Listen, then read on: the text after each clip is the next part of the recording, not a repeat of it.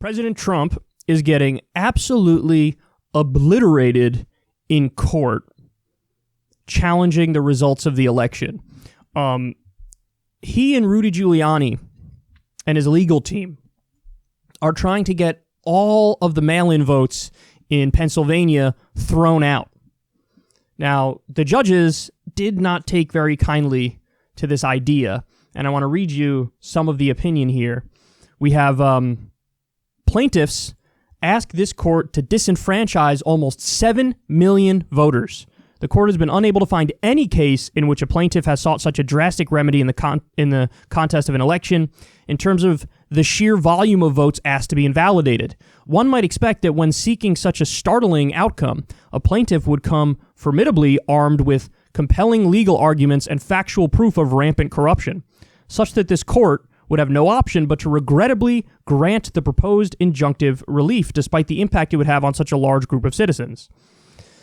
That has not happened. Instead, the court has been presented with strained legal arguments without merit and speculative accusations, unpled in the operative complaint and unsupported by evidence.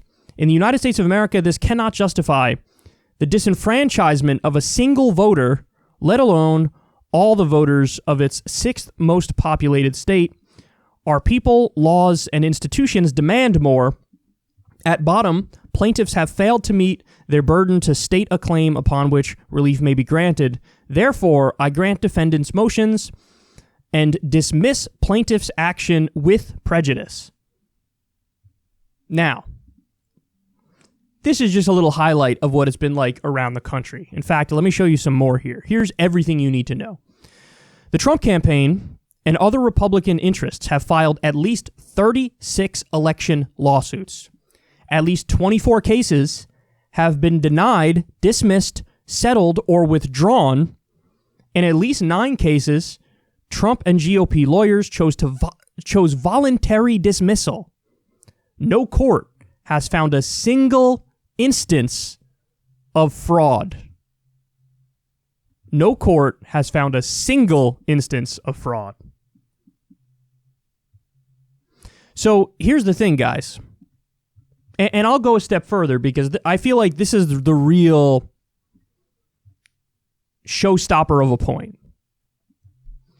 Even if you grant Trump and the Republicans every single argument they're making, even if you say, you know what, I'll give it to you.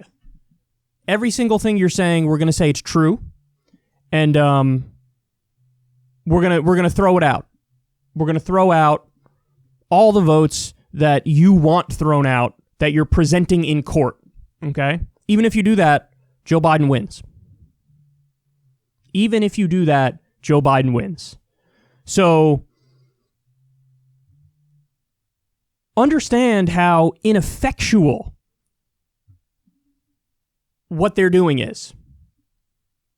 When you're at the point where even if we grant you everything, you still lose, it's like, why are you wasting your time? What are you doing?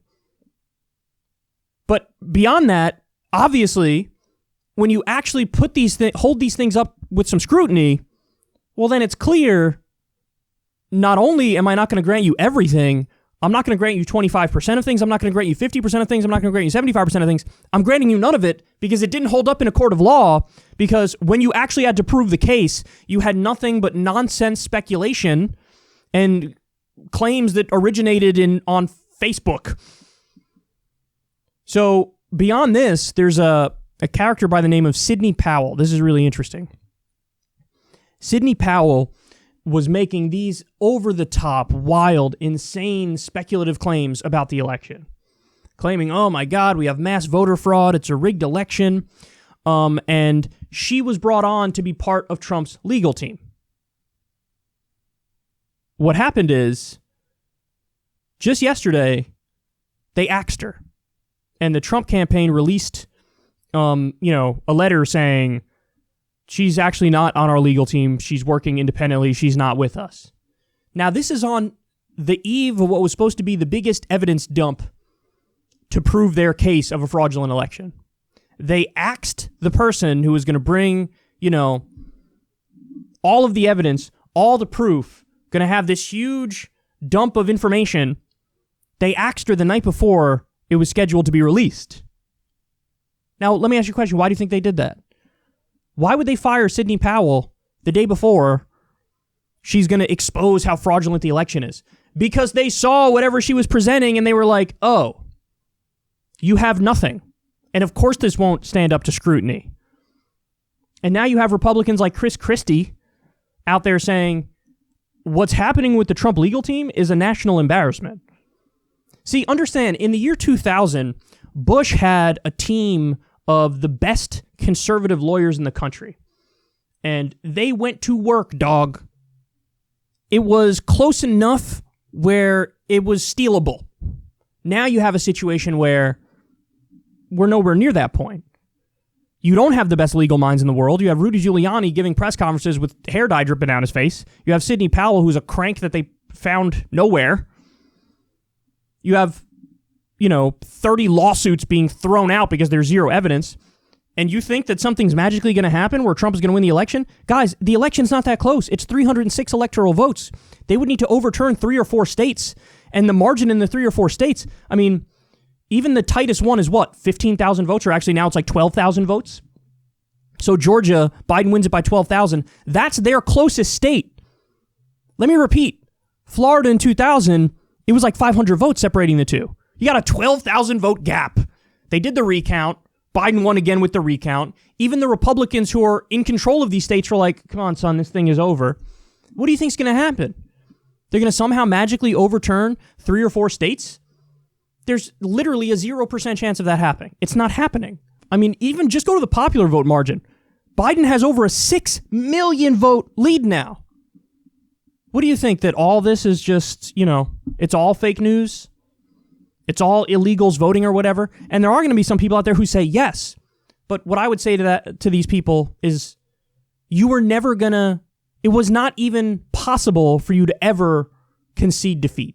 So if Biden won 412 electoral votes and Biden won by 10%,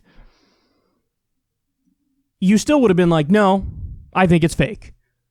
So I guess the scary part of this is, though, just how many are in the Republican Party like that these days.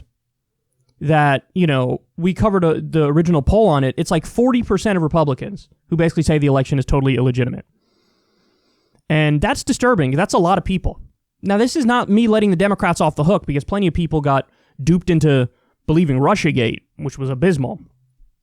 But I think the thing that's so overwhelming about this Trump situation is that you're all getting your day in court, and you were laughed out of court because there's no there, and yet they'll still hold on to this sentiment.